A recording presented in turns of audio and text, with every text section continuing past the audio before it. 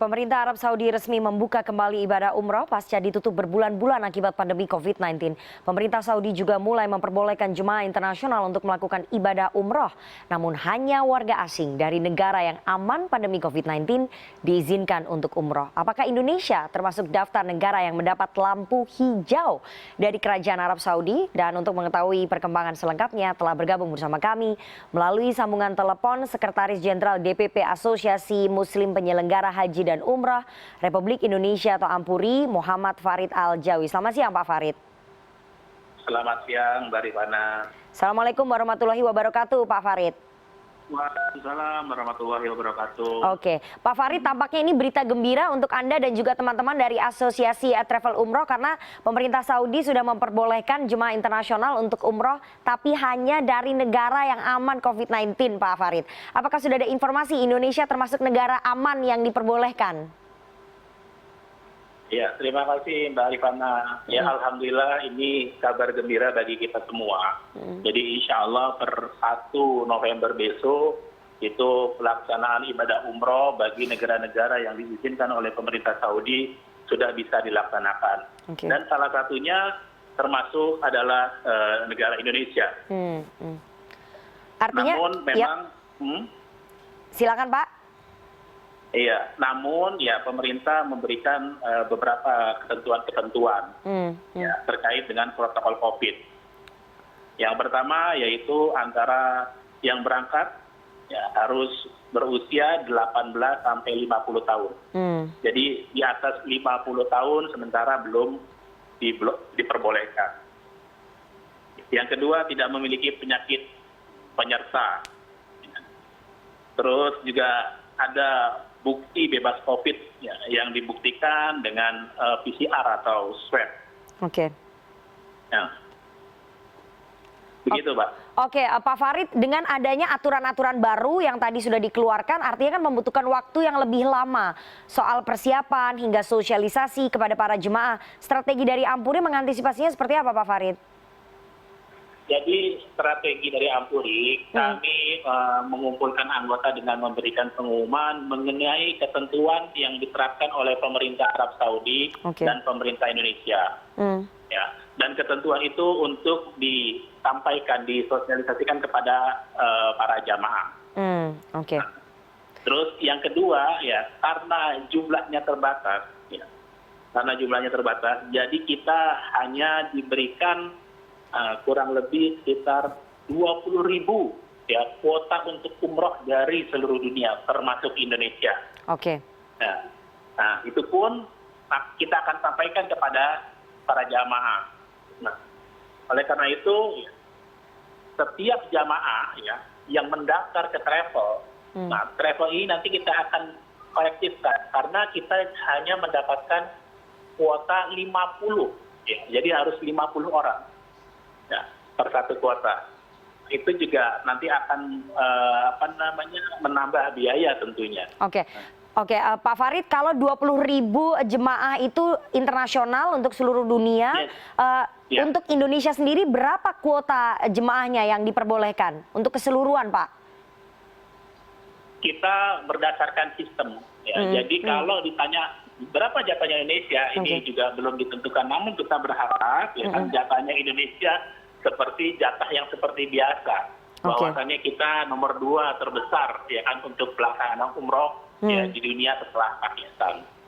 Nah, ini artinya ya itu peluangnya lebih banyak untuk kita bisa dapat.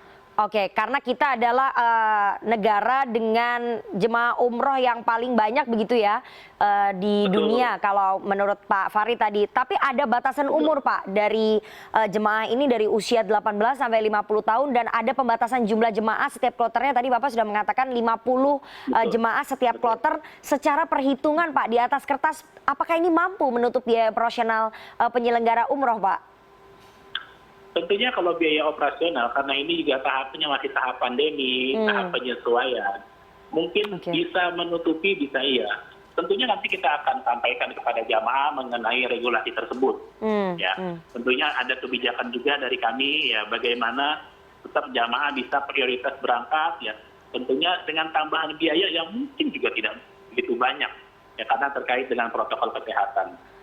Artinya dipastikan akan ada kenaikan biaya untuk paket umroh begitu ya bagi para jemaah Betul. yang akan berangkat. Betul. Itu nanti akan disosialisasikan begitu. Betul. Oke, kenaikannya apakah sudah bisa diprediksi berapa range-nya begitu Pak Farid?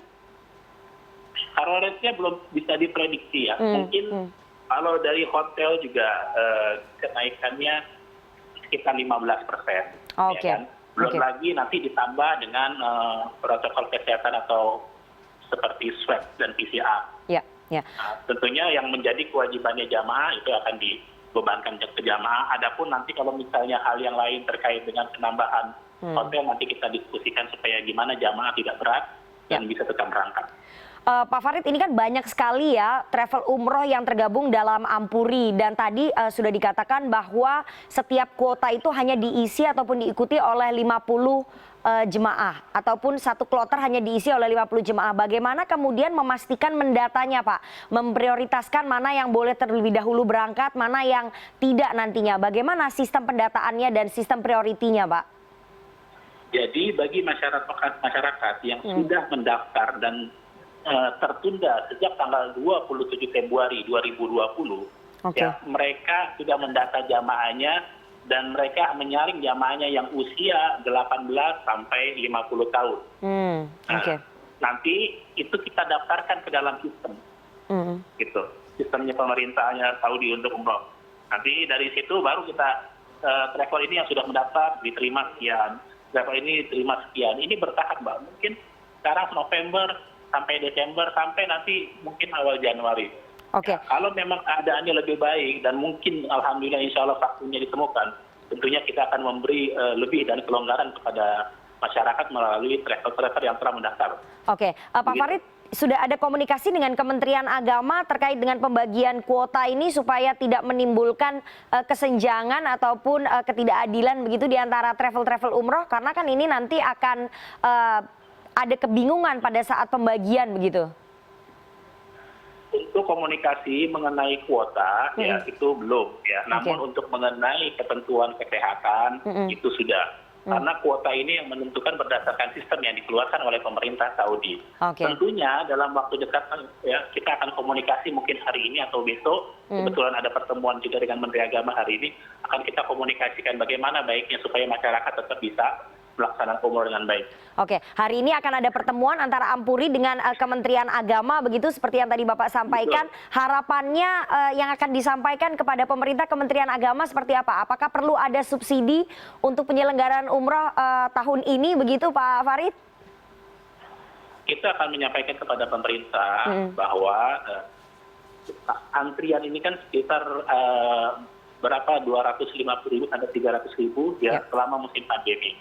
Tentunya kita akan memprioritas berdasarkan ketentuan, berdasarkan umur dulu. Ya, nanti akan kita diskusikan. Kalau masalah subsidi, kalau umroh tentunya tidak ada subsidi dari pemerintah.